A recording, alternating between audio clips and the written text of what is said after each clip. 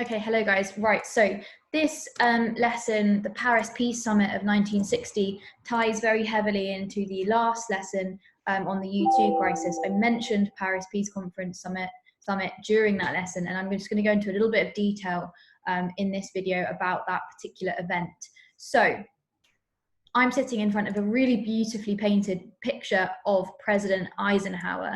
Now, to understand why this summit goes ahead, we really need to understand Eisenhower and his motivations and his thinking at this point in his presidency. Now, his presidency is coming to an end, and he wants to make a final attempt to make progress on the Cold War before he goes out of office. He wants to try and bring it to some kind of conclusion. By the 1960s, the hysteria of McCarthyism has died down, and Eisenhower therefore has a little bit more freedom to maneuver and attempt to reach a peaceful resolution. In the USSR, we know that Khrushchev has distanced himself from Stalin's aggressive approach and called for peaceful coexistence, as we call it. And this makes it seem like there is going to be this thaw that I keep talking about, this idea of the ice melting, the ice between the USA and the USSR, the coldness melting away and the Cold War, kind of evaporating with it. And we reach some kind of peaceful resolution. Now, as you know, this summit meeting is ruined by this aeroplane. So we've already gone over the U2 crisis. The 1st of May 1960, Gary Powers is shot down. And this happens 1 week before the summit was supposed to take place. And I hinted in the last video, but I'm going to explain properly now. This really causes antagonism at this meeting to follow. Okay, so despite the incident, both men still go to the meeting. And if I just get out of the way, you can see this is a photograph of them shaking hands, showing some kind of amicable relationship. However, I'm going to move in front of Khrushchev now, no offense intended to him. But however, Khrushchev begins the meeting very, very critical of Eisenhower, and tensions are incredibly high, much higher than they've been for a long time now.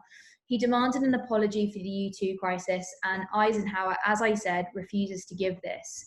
Eisenhower was told he was also no longer welcome to visit the USSR, which he was about to do in a historic trip. So we're in May. In June, Eisenhower was supposed to go to the USSR in a historic moment, you know, the first time a US president has kind of set foot in the USSR for a very long time. Eisenhower then provoked Khrushchev further when he said he would suspend flights, which implies obviously that they will resume at some point.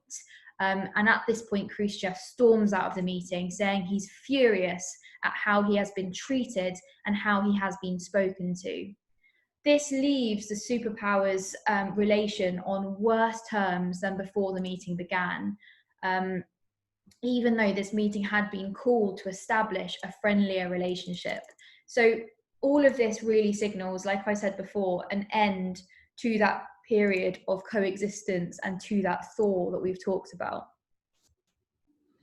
Right, what I thought might be useful for you is if I just put together a little bit of information to summarize as evidence how we know there was a thaw, because you know, you might be feeling like we've talked about this thing in various lessons, but I feel a little bit lost about how to pull it all together, okay? And so what I've done for you is I've listed out all the evidence we might use to justify there being a thaw in the Cold War, a moment of, where we have less tension, a moment where it looks more positive.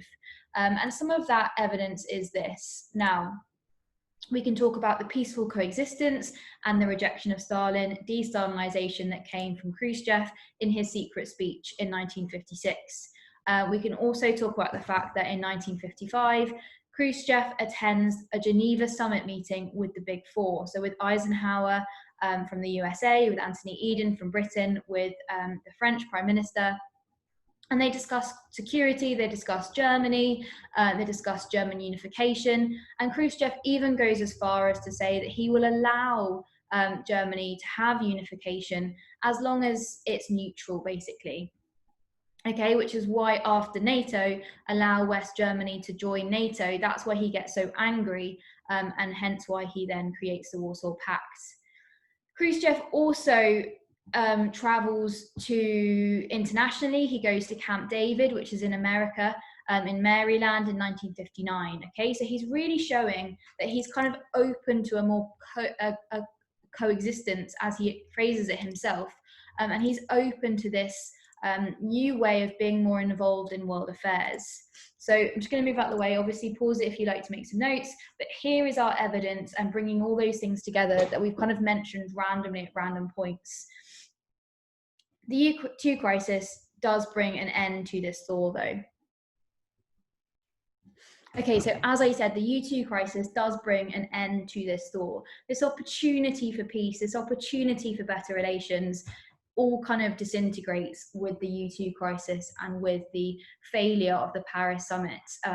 What comes next, the Berlin Wall, only exacerbates this tension, and it goes right back up again. And we also have the Cuban Missile Crisis and things like that. So it doesn't look very positive after this incident.